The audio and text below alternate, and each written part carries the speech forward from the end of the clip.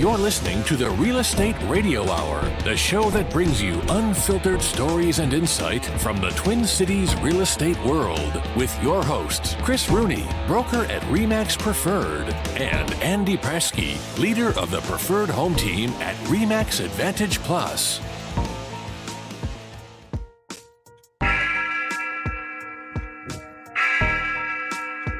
It must be time.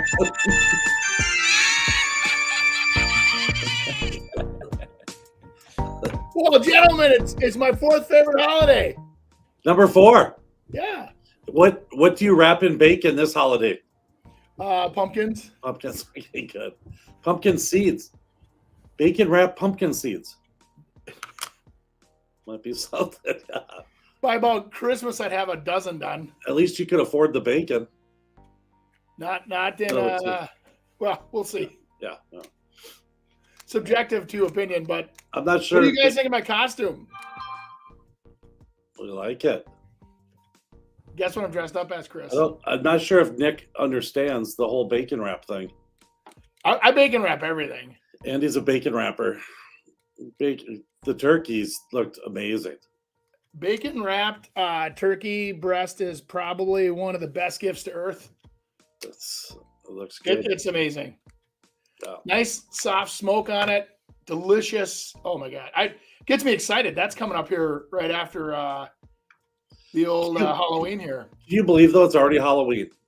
And this year is almost coming to an end. And I think I want it to end, this one. I want it to end. Yeah.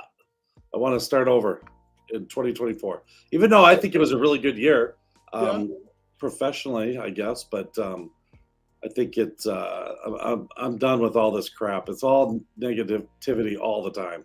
Can't stand it. Sorry, I had to shut my you probably couldn't hear, but I have a little background music on, so I was Andy, we had a little office business builder event where we talked about different things, and one of the things that we talked about was someone said, how do you explain to buyers to kind of get off the fence and date the rate and marry the home type thing? Yeah. Different ways. But one of the things I was thinking about, because I was on, started my continuing education yesterday, and on there, what do you think the average year-over-year appreciation is in the United States? Oh, nationwide? Nationwide. That's a stat I haven't read recently. I'd bet 2%. 4.59 year over year. Because, there are some pockets that are taking aggressive discounts. And even in the Minneapolis market right now, some of my listings are selling fast and at full price. And some of them, they're writing them 10% under just to see if they can get it. But here's the thing. Yeah. But what I'm saying is over the years, it's been 4.9%. I mean, the average. Yeah. Yeah. And if you think about that, people are talking about interest rates, and it's almost like, hey, what rate is it that you would buy at? So if everything was perfect and the rate was different, what rate would that be? We're getting a lot of talk about, like, geez, if it was just 6%. Well, that's 2% difference. You're still losing, 2.59% a year by not buying. Do you know when I was nervous, Chris? What? 2018 into 19. And we were sitting there with rates at what? We'll pay you money to take a loan out. I mean, it was like they were so low, it was ridiculous. Yeah. And we were slow. Yeah.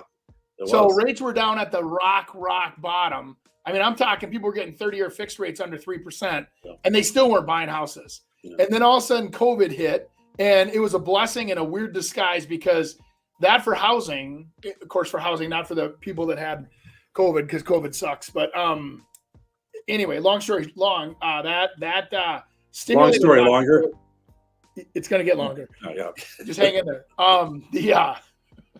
Don't make me get my sound effects out again. Oh, I will. No, but it did. It made people realize their current living circumstances were crazy. I think they started having employers give them information that they've never had before, like, how do we make you comfortable working out of your house? Do you need to buy things? We'll reimburse you. And it got people back into let's build something, survive, create, even though we were pent up. And a lot of people also, cocooned together. Mom and dad moved in or whatever. And all of a sudden you had a lot of people kind of working and living and for the same. Anyway, so long story short, I look at, I was really, really worried before COVID hit us as to where we were headed. Because think about that for a second, Chris. We had a market that's like not even as, robust as we have now, and rates were still that low. I'm trying to think back that long. I don't think that was that bad. You gotta look over. Yeah, 19 was starting to slow down. Was it really? Okay.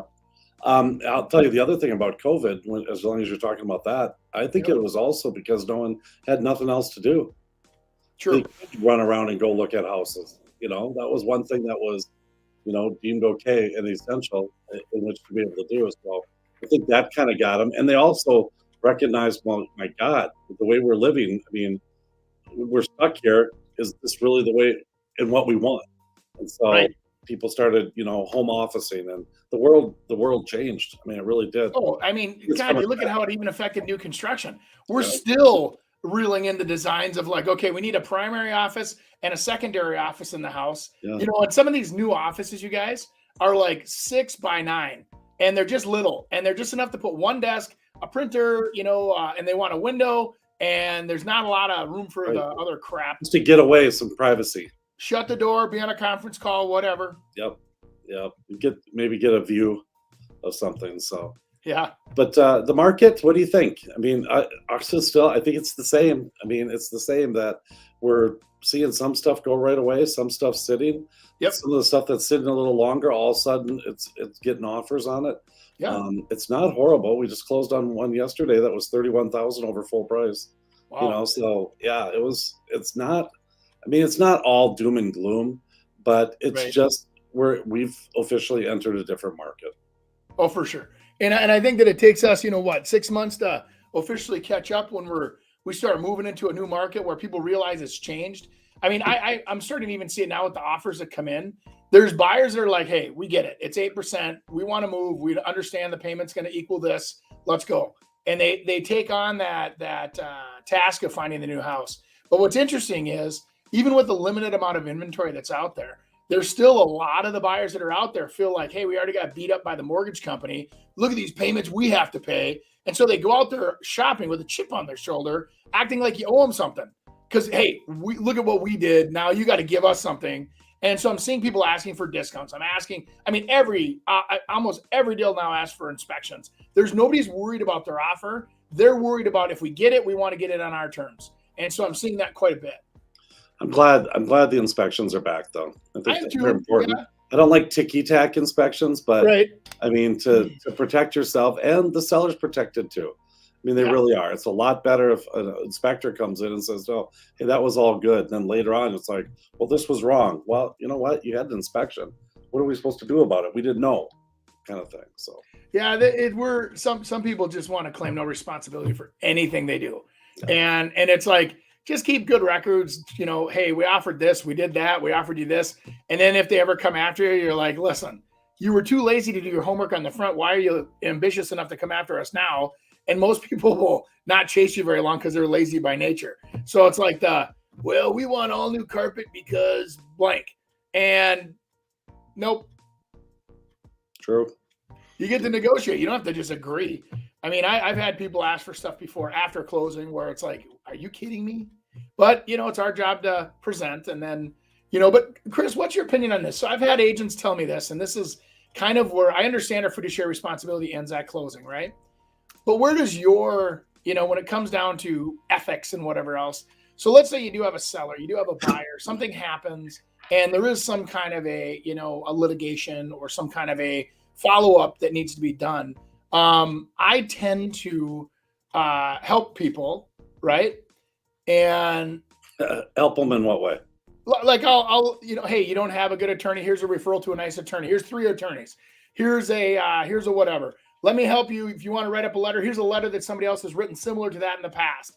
I help them. I don't just let them sit there and flail. Like, hey, I put you into this house and now you're screwed. I always do how do I help them, handle that issue? Almost like they were still under contract, but they're technically not. So, what is your opinion on that? Because I know that a lot of brokers will say, nope, you're done. Don't even talk to them. It's over. But I don't know. What's your thoughts? I think it depends on what it is, because we have to watch that. And our errors and omissions insurance talks about that a lot. If there's, any sort of indication that it's going to come back to the agents, which usually, I mean, if it's a big problem, it usually does, because back to your other point is that they've got to blame someone. And they know that we probably have insurance and that you can kind of go after that. And hey, if the agent's wrong, they should be gone after. But I think we just got to be careful. Obviously, we're going to try to help out our clients as much as we can. Everyone kind of, I would think, kind of a client for life, and take care of those people. Sure. But I'm also very honest with them. And being upfront, and if it's kind of like it's a ticky tack thing, and say, hey, you can do it, but what you need to do is you need to prove that they knew about it, and that or that they should have known about it. And to do that, it's not like, hey, I know I'm right, give me the money. You got to go through a arbitration or go through court in which to be able to get them if they're not going to be okay with it. But it's not like us as agents can go over there and start yelling at them and making them pay. We can't do that. You know, it's no, but like for an example, let's say you have a seller and the seller moves, and I always say the little old lady, because that's always my favorite story. She moves to her senior housing. Dramatic. That's a dramatic. You already want to help her, and you don't even know what she did. Yeah. And she forgot to disclose the basement floods, and so they come after her with this big, because they signed arbitration, they want to go after her for arbitration. And I've seen where agents will say, legally, I can't help you at this point. You have to go to an attorney. And so brokerages this has actually happened in northern Minnesota, where they leave the client like, sorry, I can't do anything about it now. And though, again, this is my problem. I'm like, let me help you. All right, what can I do to help you? How do I talk to the other agent? How do we, help resolve this, or make it so that it doesn't have to go to arbitration? Maybe there's hey, by the way, you forgot to shut the valve when you did the sprinkler and you flooded it, not her, or whatever. I don't know. That's kind of what I'm talking about, I guess. Been doing it for 33 years and sold definitely, I don't know where, over 1,000, but somewhere in there. And that's how many cases we've had go to arbitration. Yeah. So, it's really, it takes a lot to kind of get there. And hopefully, I always tell people, I mean, you're paying me, number one, for the knowledge that I have and leading up to the time I list your house. Listing your house is here, and then taking care of you and making sure nothing happens to you after the fact by knowing what the heck I'm doing at the beginning. And so, which is a big factor, and able to get them out, make sure that the disclosures are filled out, that disclosures are correct. And it is, sometimes people make mistakes, and usually you can kind of work together and try to be able to get it figured out. So it's kind of funny. Telling that story makes me think. I just had my 4th annual visit to one of my clients' houses. That, she was 97 the first time I met her. Went out to her house and did a market analysis and kind of helped her out with, what we could do to get the house ready to sell. And she looks at me at 97 and she says, I'm not ready to move. And so I'm like, okay, cool. Let's, I'll honk. You ever hear anybody honking when they're driving by? She lives in Champlin, right by my house. I go, you honk the horn. I go, that's me. I go, just wave out the window at me. Okay. And she's like, okay, I'll see you around.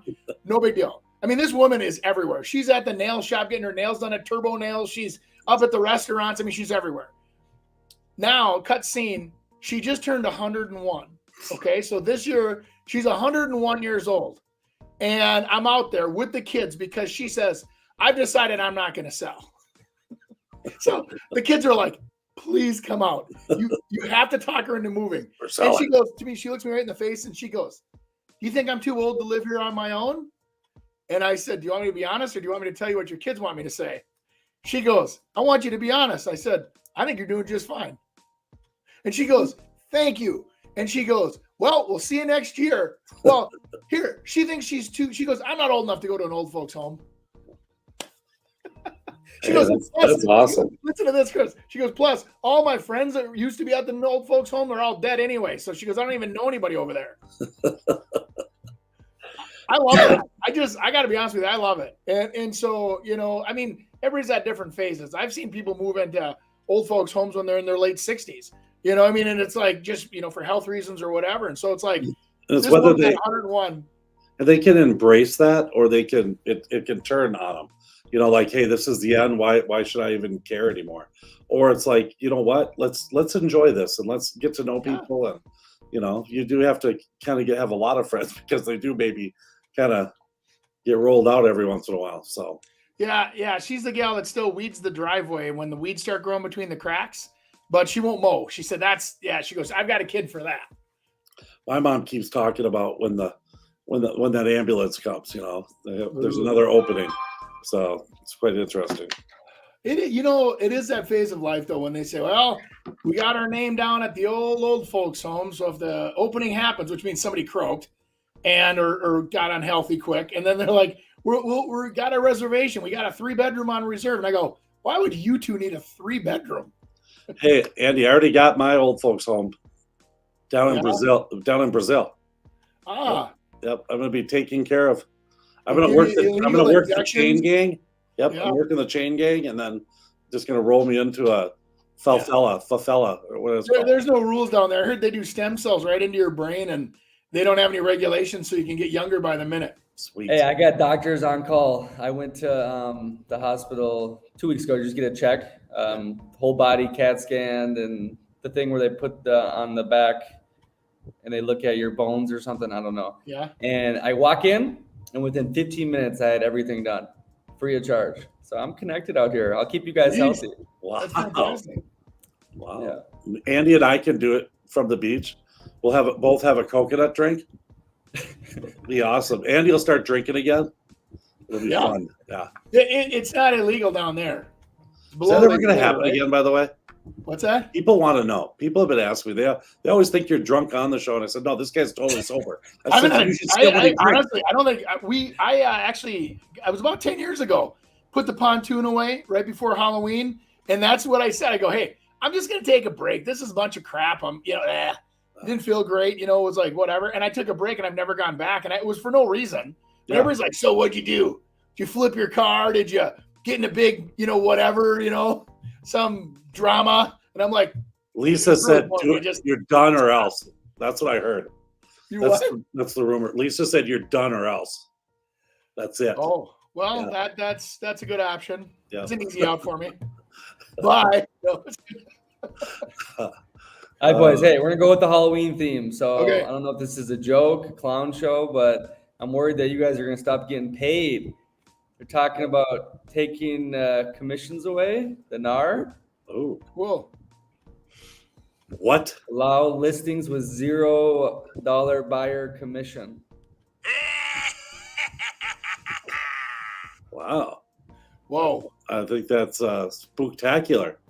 But we have heard of this. A number of brokerages got a class action lawsuit, and I don't know. I think the premise is that, typically how we've worked is that the seller's agent, which is the listing agent, puts a commission on the property, and then they are willing to share it with another agent who would represent the buyer. And so that's typically how it's been for a long time. This lawsuit said that, this agent paid all the commission. Tell me if I'm wrong, Andy, but they paid all this commission, and that buyer didn't represent their best interests. And they weren't really told about it. So here came a class action lawsuit, and now they're stating that we don't have to, a buyer's agent does not have to be offered that commission. So they made some stipulations. It's a great idea. I think it's a super idea though. Just don't pay the buyer's agent anything, and watch the gap between the rich and the poor get bigger and bigger and bigger. Yeah. Keep voting that way, guys. You're going to be poor, living in rentals the rest of your lives if you don't start waking up. Yeah. Because you can't afford to pay a buyer's commission. Most people, when they're first-time buyers, have to rely on the seller offering a commission. Now, can that commission come in different forms, shapes, sizes, whatever? Absolutely. But it's just like saying you should go to work and not get paid for your time. What'll happen is buyer's agents are going to say, listen, I'm going to charge you 3% of the purchase price, and we're going to ask the seller to pay it. If the seller doesn't pay it, we're going to have to build it on top. That's how commercial real estate is done. Mm-hmm. So, but most commercial agents, are looking for $10 million buildings, and all of a sudden they get paid 3% on a $10 million building, and it's a big chunk of money. And so in commercial, though, they're geared for it. The banks are ready for it. The appraisers are ready for it. So residential construction or residential sales have always been geared around making it easy to get into a house. The barrier to entry has been lowered by allowing the sellers to pay this. Buyer's agents do pro bono. They're out there hoping to God that you buy something so that they can finally get paid and feed their children, feed their kids. You know what I mean? Put their tennis shoes on their, you know what I'm saying? It's like people don't understand that these are real people trying to make a living, and they're doing it completely on the speculation that someday they might get paid a commission. But, this kind of crap, the dissolution of what's happening here is this. You think you're going to get to keep it. The consumer that reads that goes, I'm going to get to keep that money. No, you're not. You'll never see that money. It's the seller will get to keep it or whatever, or the agent that's listing the house will keep it. Commercial real estate agents also list properties at 7, 8, 9, 10%, and sometimes they don't offer out a co-op. Yeah. Facts. Yeah. And I think that's the thing is that the NAR is telling us, hey, we can't list a property unless we're willing to pay a buyer's agent. And that's the thing that's going to change. And so, and that's what the commercial side doesn't have. They don't have. Yeah, but in all fairness, think about this, Chris. So in all fairness, this is America, right? So if you have limited services you're offering to somebody or limited representation, and that it's like me being a boat fisherman, right? And I'm like a guide, and I'm going to take you fishing, and I provide everything except the bait. The bait is what brings that buyer's agent in, right? That's what hooks them in because they expect to get. So you want us to go fishing with no bait?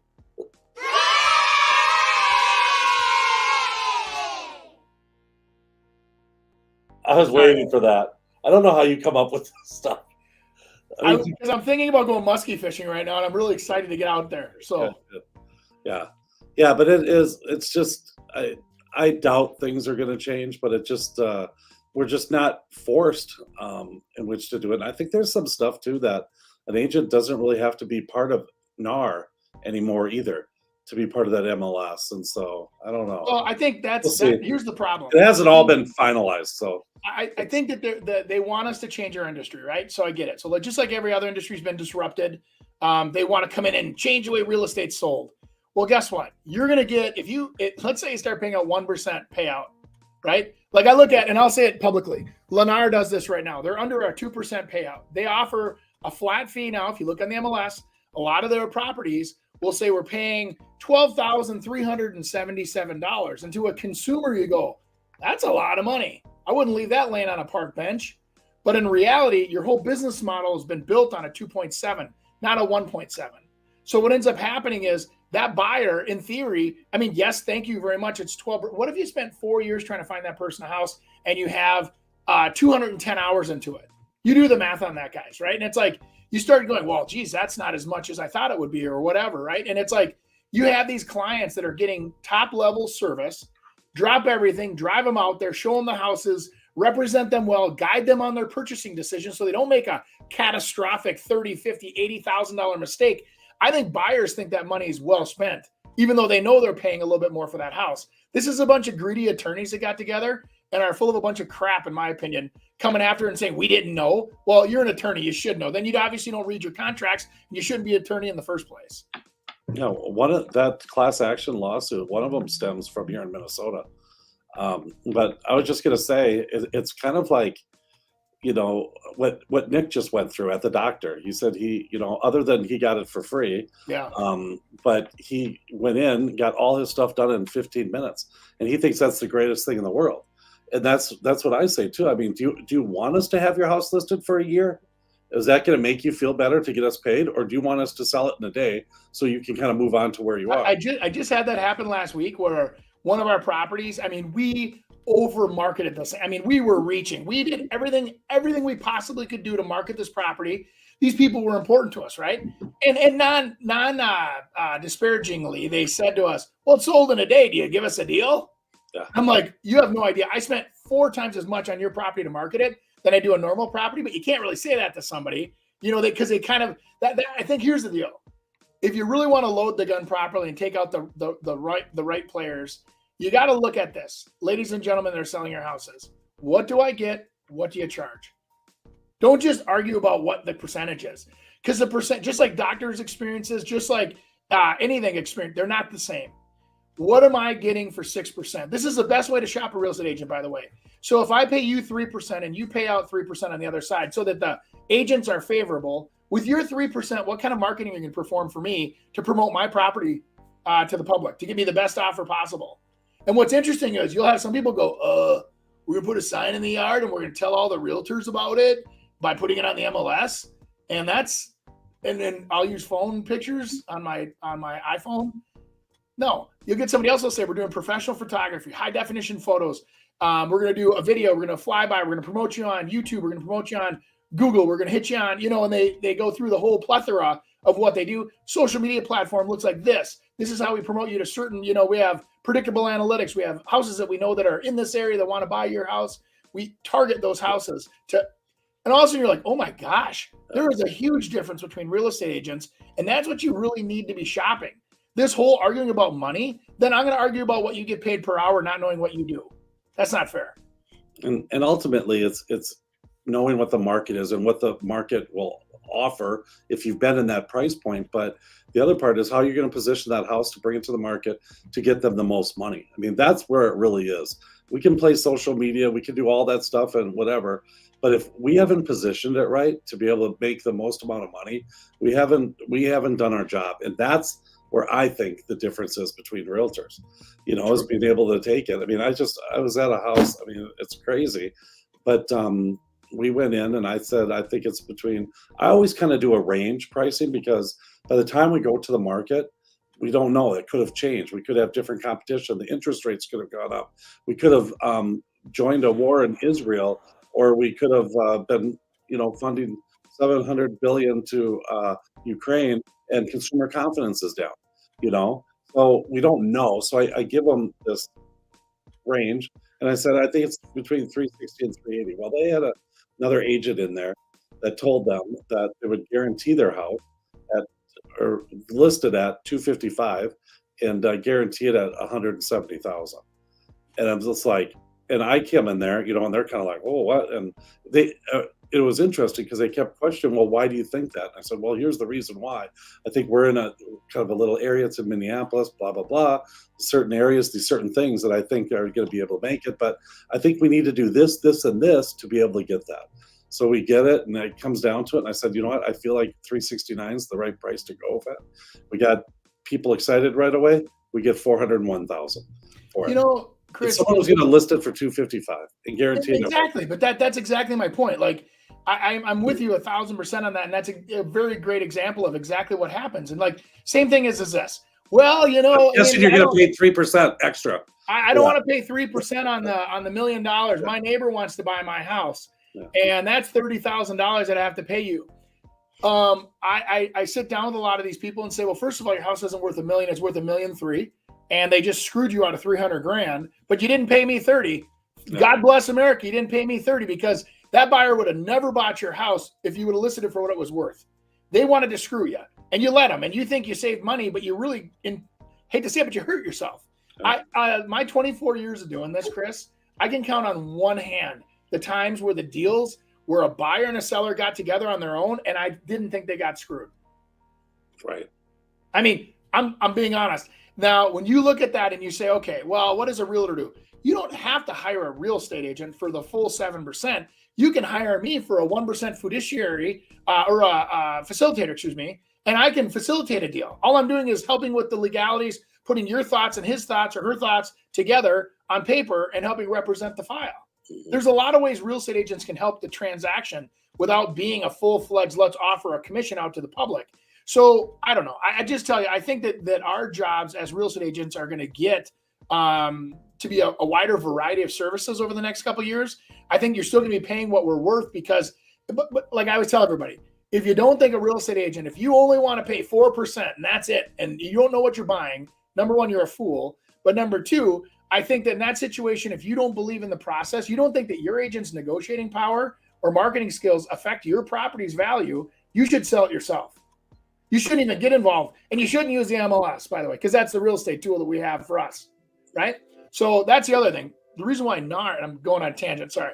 This is why a lot of people don't like NAR, because they allow people like Lennar to be on NAR, the MLS. Well, it's for the public. It's so they can see it.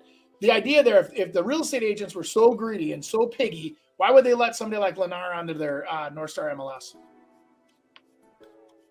If they're not paying out what's a fixed industry, why would they allow Lennar to come in and do what they want to do as they're doing it?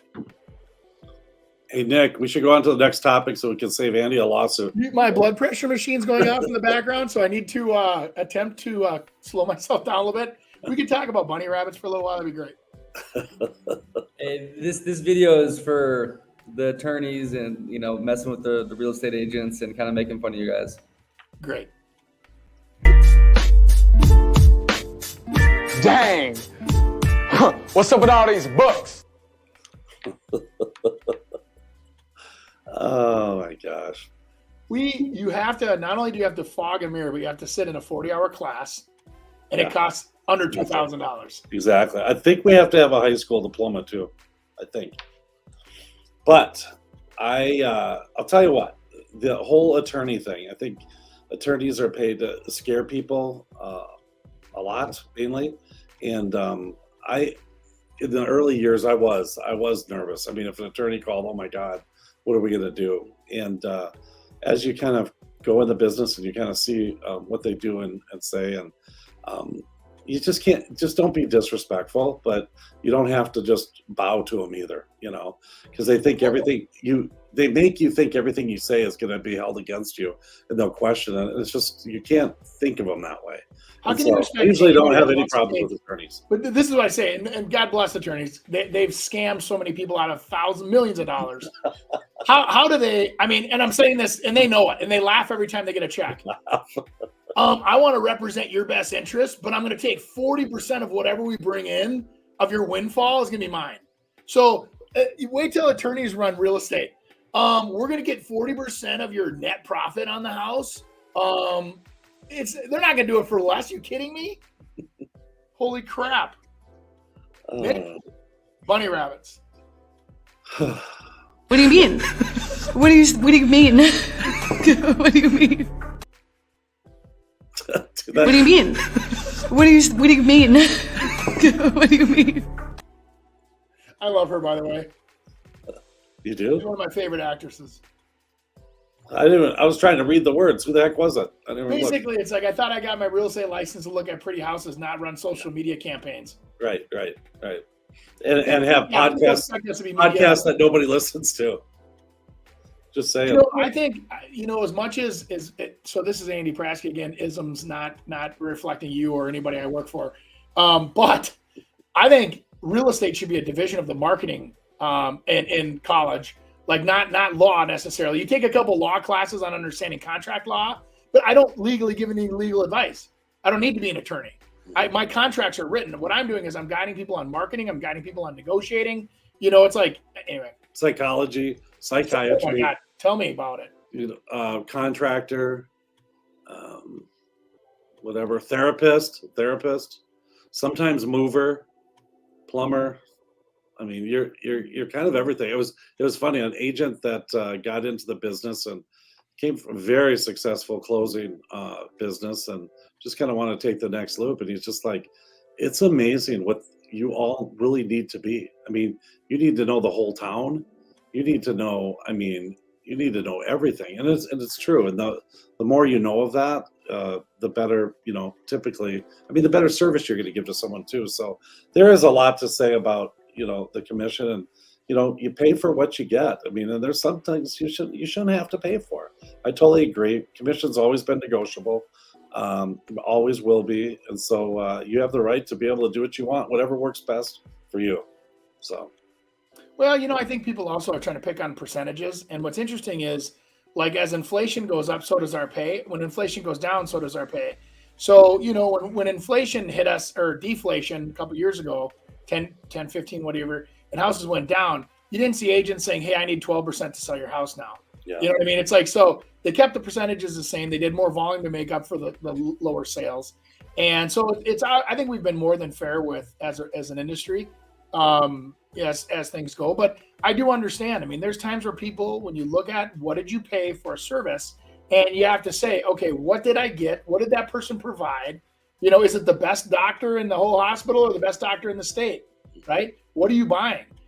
Or did I want a rookie that it doesn't really matter because this is a no-brainer and I don't really value their marketing skills and I don't value their negotiating skills because we're going to get what we're going to get anyway, So, yeah. So, yeah. Truism. All right, boys. Hey, let's get into our Minnesota luxury Why spotlight. did you? First of all, wait a minute. Why did you guys not dress up for Halloween? Like I dressed up as a pumpkin. I'm not sure they have it in Brazil. Like a lot of the holidays, I get confused because there's no decorations or whatnot. But I dressed up as gonna have to go walk a lot, and I didn't want to get wet. Sir wets a lot. Yeah, yes, sure wets a lot. Yeah. Something like That that. could be funny in the right context. Yeah. Where's this luxury home? This luxury home's in Chaska, huh? yeah, but first it's gonna be brought to you by you, Chris Rooney Home Experts. Oh, I was just 1 year old when my family started in real estate, where both my parents were agents. They also dabbled in investing in real estate, rentals, flips, and construction. After college, I went right into getting my license in July of 1990. As a 23-year-old agent in an industry that looks nothing like today, I had to know more for my clients to choose me. There wasn't Zillow or social media to tell them how good I was. I had to win them over with knowledge. With knowledge comes confidence, and with confidence comes results. I found-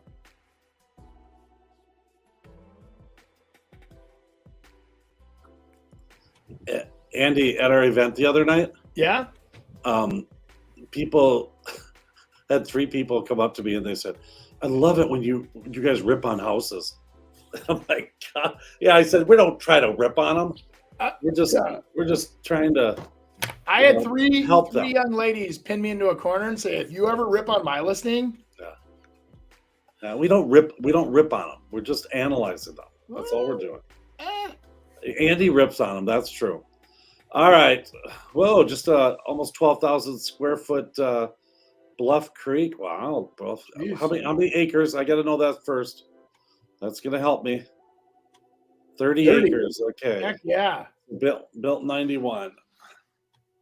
All right. Let me have a little more. I need more info. All right. Give me that writing. There we go. 30 acres, 20 minutes. Features 14,000 square foot home. Oh, okay. Well, square footage is a little less on the other one. Indoor and outdoor pools. So that's nice. 4 flexible outbuildings. So this is a total estate, no question. 27-foot ceilings. Wow. 3 additional bedrooms on the main level. So there's 4. All right, let's go look at this place. This is obviously an estate type area. Wow. Okay. Gonna be fun. Looks like a few add-ons, Andy. Yeah, you think? I think there's an indoor pool add-on for sure over there. There's the outdoor pool house, little pool house and pool shed. What do they got there? What's all that Dog fenced park in, thing or Andy? something? Oh wow, look at that. Look at that barn. That's a better photo that. right there. Wow. That is- Hubba. Yeah, that is cool. Look at That's that big all- old barn there. That got me excited too. That Looks like it's all obviously fenced in too. Look at that fence all along the road. That's fantastic. So they must have horses. So, all right, let's keep us bringing in. There's that fence. Not a cheap fence either. All pavered, of course. Walking in, 4-car garage. Oh wow. Well, it's weird putting a Christmas holiday photo of the first one. It's Christmas all year round when you live in these kind of houses, Andy. Uh-huh. Yep. So, okay, so to me, obviously this is it's another one of those that the decor is part of the whole thing, but sometimes you can lessen it. So let's go back a couple pictures. Not one more back, Nick. Okay, like this one. So what I want to see all those windows and things like that, but it's these little balls on this dish thing. It's that little Buddha person. It's the deer. It's those Christmas trees on this side. It's all of that stuff kind of stops me. Those the drapes kind of do that as well. So A little psycho, to be honest with Yeah. you. It's all over the place. then, but if you look at the next picture, I think that was a better photo. I mean, this is like intricate stuff. I mean, that furniture is more than what they have there for furniture is more than what I have in my house, for the cost of my house. So, yeah. So this picture, I mean, it's a little more, but again, if this stuff even if the stuff was off the table, that you could get past that, I think it would be really good. and I guarantee you, when you walk into this house, it wouldn't show like that. It would show a lot better, I think, in the house. But for pictures, you kind of want to get less in there because it'll make it look bigger. And the other thing is that what people do is they start, like, Nick, go back to the photo quick here. Now start I expanding. don't feel like I've looked at anything but the family room. Why are we sitting on that? Can we go through the photos? I'm not. No offense. I'm explaining something, Andy. So now what buyers do is they go in there and they focus in on that Buddha that's sitting on there and try to figure out what that is, those candles, rather than looking at the whole room. So Okay. So that's What about the Victorian? I got my on statement the wall and the baby grand piano and the Santa stuff, and it's summer or it's fall now, so it's like it's too early for Christmas. This must have been on the market for over a year. What if that is like it's a year-round room? That's the other thing. So we would need to know that. But keep going. Let's see the rest of this house. All right. Wonder if that is the full kitchen.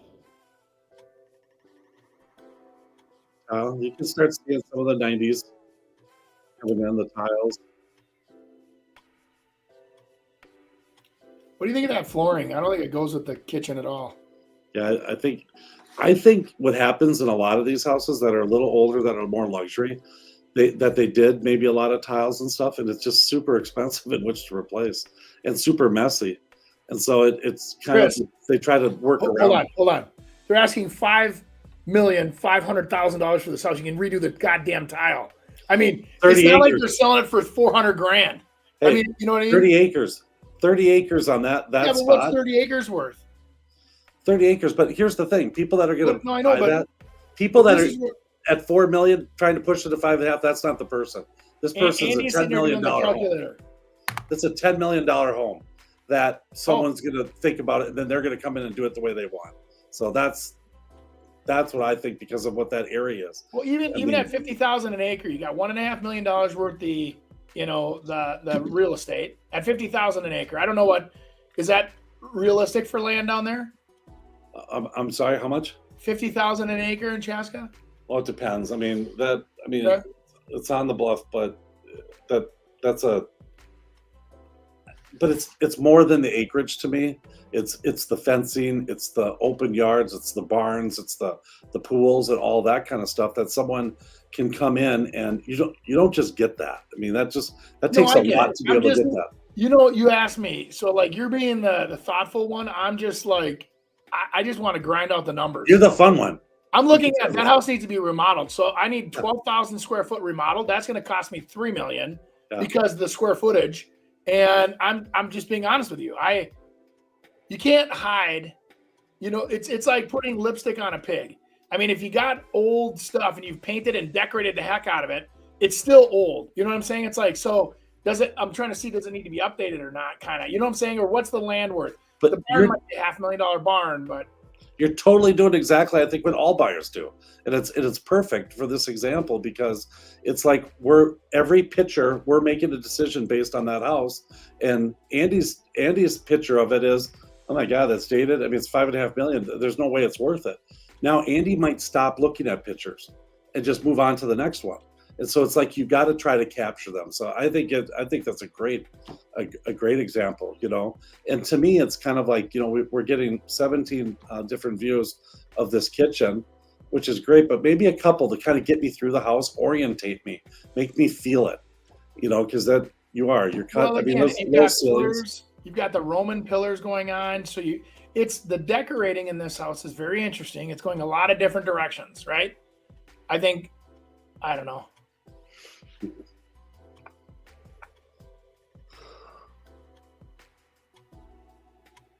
Can I be honest? Are these pictures this old from a year ago, or is this like this person lives this way? I don't know. Because it really throws me off. It makes me think this has been for sale for over a year. Yeah, but they wouldn't be decorated it that way. I think there's theme areas, and I don't know. Hey, you can see outside. Maybe that's just the way it looks. Maybe they decorate that way. Yeah, the grand ballroom. I mean, look at that detail on those windows. Holy moly! It's pretty crazy. Holy moly! That's what I'm saying. People are gonna, out. because when you have this, that's your individual tastes, that are in there, and everyone says, "Hey, take that away." But I think, a lot of the people, to be honest with you, that look at this type of stuff, they have designers, and they're looking at, "Hey, I can work with this, and I can do that," and they're going to come in and probably change that whole thing. And I'll guarantee you, these people have more than that much money into it. And a lot of that stuff's probably going to change for that next buyer and what they want. So just that window alone, Chris. They might have spent $100,000 on having somebody build out that window that way. It's crazy. Yeah, it's a lot of.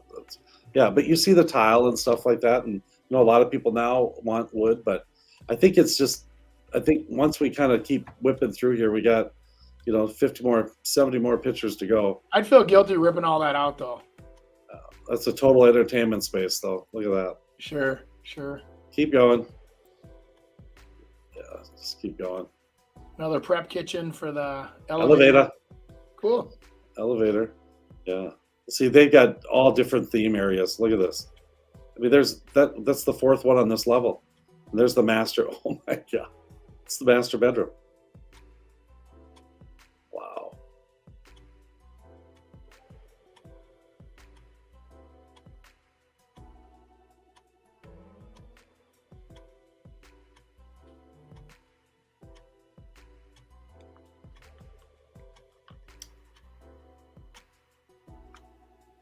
I mean, look at this.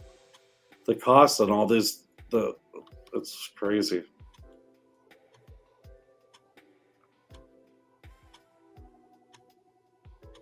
So if this was your listing, Chris, would you allow them to have all this crazy decorating? I think ultimately it's their decision, but I think it's definitely going to affect it, but I'll guarantee you, Andy, walking through this house is a lot different experience than what it is on these photos. It's very dramatic. I mean, I'll give you that. So, I mean, maybe you're right. Maybe you get in there, you get under the ether, and you're like, "Oh, this is great," but I'm struggling. Yep.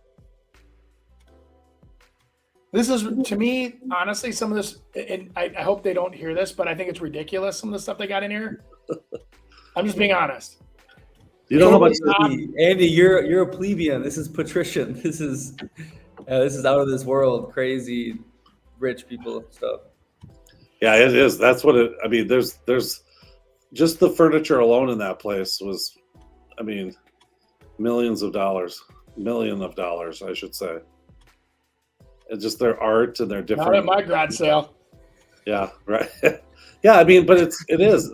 That's the thing. You buy one thing. couch, you get one free. Get it out of here. But that's what you find when there's people that. That bed's crazy. But it just reminds me of palaces in Europe. Like every room has got all these crazy different designs and uniqueness. And you know what? Maybe knowing that ahead of time might prepare me for it a little more. Remember those houses we saw, Andy? The pink houses and that. Look at this. What get a hole? It's empty. You need that full and running. Yes, you do. What's it tell you? It's a pain in the ass to have it in your house, and you don't want to pay to heat it. You don't want to pay because there's a lot of moisture. I helped the guy years ago buy an 11,000 square foot house with jacuzzi, everything in the house, and all the windows in this area, this atrium thing, were rotting out because they had a renter in there for 2 years. They let everything just run, and they never turned on the humidifiers. And all of a sudden, we had a $150,000 window problem in that house. Pool looks worn out. Diving board's dirty. I mean, just being honest with you, it's like you're selling lifestyle here, so I think that I would spend the time. I don't know. I mean, maybe you guys are way beyond my sophistication on style, but I'm like, I have a headache. I don't even know what I just looked at. Yeah. I would really like to, sorry, I don't know if we're done, but I'd really like to see some more of those outdoor pictures if you can whip through them. That was impressive. Just whip through them quicker because that to me, then I'll give my final opinion. Show the horse barn, see if there's $1 million worth of horse gear in there. You know what I mean? Yeah. Because some of those, look at that big old house. Geesh. Yeah, it's huge. From the front, it's very understated, isn't it? See that listing, the initial listing photo is pretty small on the front. There's your pool. Cool.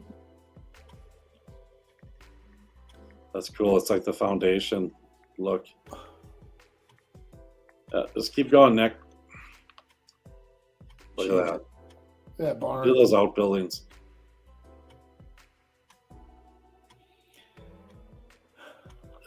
I'm telling you, that's what's going to sell it. Apple orchard. There you go. There's the plans. Maybe we should have seen them kind of First, from the beginning to that's kind of really basement. get a feel for it. Look at the size of that family room. My God. It's huge. That is just ridiculous. Yeah, it is wild. Anything else you want to see in here? Oh, let's see what it last sold for. Maybe they added a ton of different things. Look at this. They must have, they added all that stuff. No, there's a Oh, see in mistake. 2000 they paid $4,000 for it. 4 million. There's something weird about that, but yeah, I'm telling you, there's no question. There's way more money than that into it, but I really think the buyer is going to be someone that is going to turn into, the theme that they want to do it. I think it would help if it's not selling at the beginning to probably pack up some of that stuff just to kind of make it. Can you imagine, Chris? Appeal to a lot more people. You'd have a moving company in there for 3 weeks trying to get all that crap out of there. Especially if it's expensive like you think it is. And it is. Wrapping it up and putting it in packaging and then where are you going to put all of it? I'm telling you, Andy, I bet you anybody, a lot of that stuff is from other countries and flown in. And I bet you it's, yeah. I'll give you that. Yep. It's not, let's just say it's not my style. Yeah. Yep. That's the perfect house. There's going to be houses that I'm not going to, that you like. It is what it is. They didn't have a water slide in the pool, number one. Oh. If I'm spending $5 million, I want a water pool or water slide. I want to There's have no rubber duckies in the hot tub. Yep, I want a track around the yard for my monster trucks to drive around, full-size monster trucks. They didn't have a Halloween haul. They did not. Mm-hmm. Kind of screwed up our theme here. It went right to Christmas. Definitely slapped Thanksgiving right in the face. Totally. That's my second favorite holiday behind Christmas. I'll tell you what, though. I want to go see that house because I think I'm right. I think I would go in there and I think I would be because that's high ceilings and the pictures aren't. I don't think they really capture the whole essence of it. But Chris, honestly, to be that out there to want your holiday stuff up before you even, we haven't even got. My God, we're not even hardly into football season. So I don't think it's holiday stuff. I think that's what the themes are in these areas. There's a lot of different areas. And I saw gnomes in the basement. Yeah, but that's. I don't know. Nick, I would like to go jump see in, it. please. I will report back after I see it. Andy, I just think they're just different breeds when you're living that kind of lifestyle, They're eccentric. Yeah, very eccentric. It reminds me of any palace in Europe. Every room is totally different. One looks like it's from China. One is from Africa.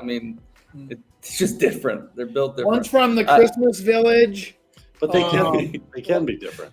Yeah, they can do whatever they want. That's what they enjoy. Hey, if that's what you enjoy, why not do it? But the thing is when you sell, we have to try to get as many people as we can to enjoy it. I would have brought a professional through there and had about 7 truckloads of crap pulled out of that house. And I don't care what you do with it. You can sell it on the internet. He's doubling, tripling down, isn't he? No, I'm not. But well, here's what I want to see. If those barns are full of horses, show me the horses. Because those big barns, unless they got some manufacturing stuff on site, those big barns are being used for, I'm assuming, horses. They should have really focused on the horse ranch side of it because it looks like it's a beautiful functioning horse farm. But Andy, how about doing that one big pole barn and doing some virtual staging and putting all super cool cars in there? That to me is the type of person that's going to end up purchasing that. Rooney. That's why you're good at sales. Yeah, but that's the kind of person that's going to buy it. I think the buyer on that's buying $10 million. It's a $10 million buyer that can buy this for $5, renovate it exactly what they want, and have all that other stuff. All right, let's make sure we get this last segment. Good job. Andy, do you want to do your commercial or you want to go off? No, I'm still. You guys have me like literally. My machine's going off the chart right now. Yeah, but I Andy, gotta calm down a little bit. Andy, no, let's do one of your Halloween things, and you can do a rap like who you are. Let's do it.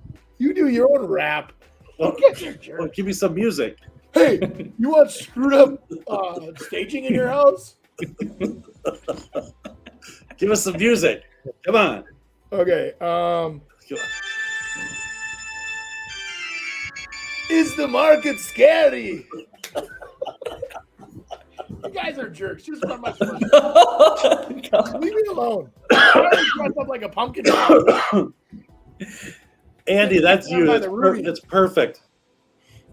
That's perfect. All right, let's see Andy's video.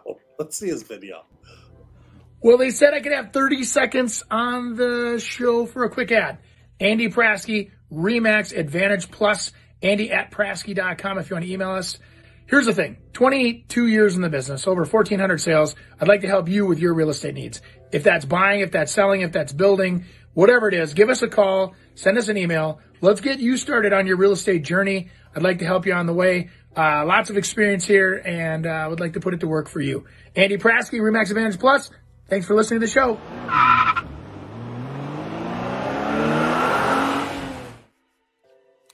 That guy doesn't have Christmas trees up all year. That guy's he's a normal guy, not a crazy eccentric rich guy. Hey, Andy, let's do your expertise, the cabin lake life in Minnesota. So Buffalo. Yes. Buffalo is an awesome lake. I don't know if have you ever been out there, Buffalo, the city? Been to Buffalo, but not on the lake.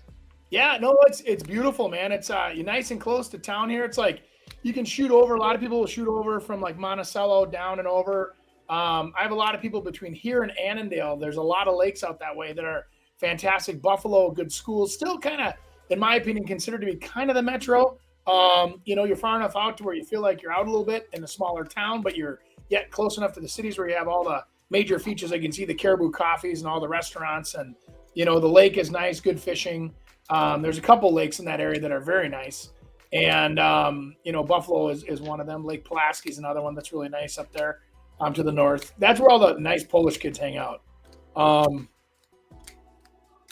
That's all I know. Nice. You can get on the lake up there. You're still close to the city, so you still can spend, your $500,000 to $1.5 million real easy up there. And Buffalo's not, a small community anymore. No. It's a big community. Yeah. Great restaurants, couple lumber yards. It's like I said, you can tell they're bigger than, because sports are getting better. Yep, and they have a lot of feeder cities coming to them too. So you get, like I said, up in the Annandale, Maple area, they're all feed into that area now. So it's kind of cool. Yep. So Maple Lake, next town up. Yeah, so, no, well, it's not actually that far. If you look to the right, you see like that BB Lake Regional Park to the right. That's Hanover right there, which we're building houses out there. I used to. That's the Hanover St. Michael. So you're already right there. So it's like it's just one town out. So. Isn't that where that barbecue place is? The really good barbecue place is in Hanover, the Big Boar. Yes. Yeah. That's amazing. A person from Prior Lake owns it. Boar, yeah. And we're sitting there and Boar, there it is. Yeah. My brother-in-law is actually good buddies with the guy that runs that place. So who is it? They said he's from Prior Lake. No, they're not Prior Lake. They actually live up in Elk River. Okay.